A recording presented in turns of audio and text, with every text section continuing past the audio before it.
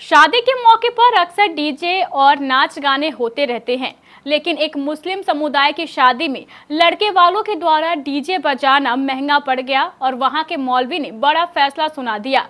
क्या है पूरा मामला और मौलवी ने क्या फैसला सुनाया, पूरी जानकारी देखिए इस खास रिपोर्ट में।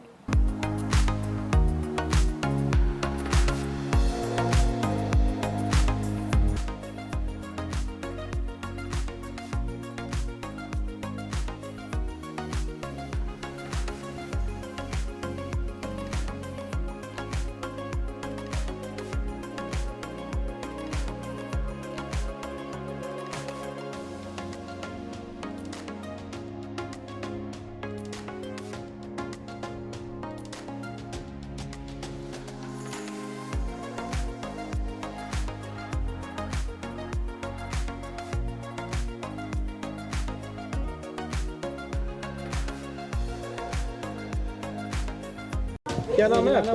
मोहम्मद शरीफ। मोहम्मद शरीफ जी, बताइए, कल आपके यहाँ आपकी लड़की की बारात आई थी, बिना निकाह की बारात वापस चली गई, क्या है पूरा मामला? ये हाफिज मौलाना लोग पिचाल की नहीं।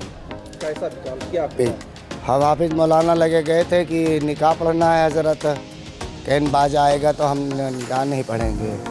लेकिन तो आपके यहाँ के जो मौलाना है उनका कहना है कि हमने उनको 10-15 दिन पहले ये चेतावनी दे दी थी कि अगर आपके यहाँ डीजे बाजा या उस तरीके से कोई सांस्कृतिक कार्यक्रम के तहत आयोजन किया जाता है तो हम लोग निकाह नहीं पढ़ेंगे।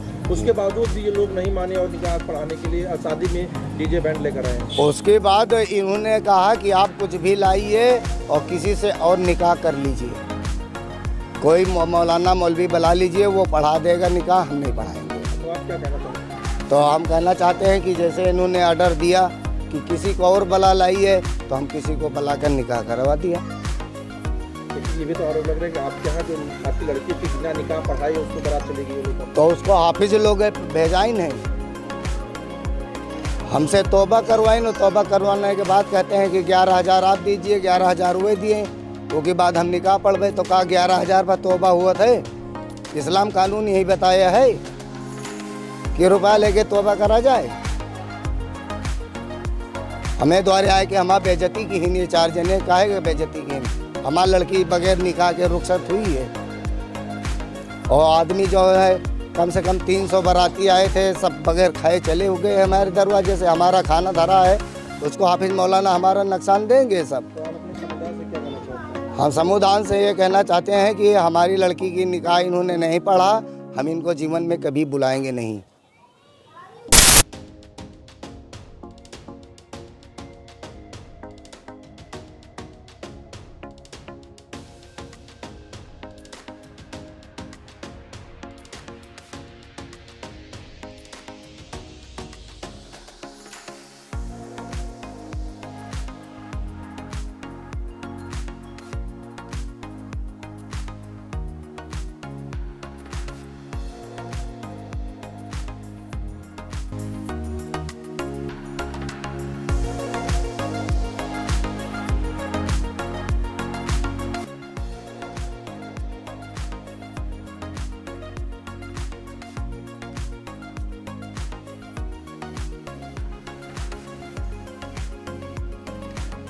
के पास गए तो उन्होंने निकाह पढ़ाने से इनकार कर दिया। क्या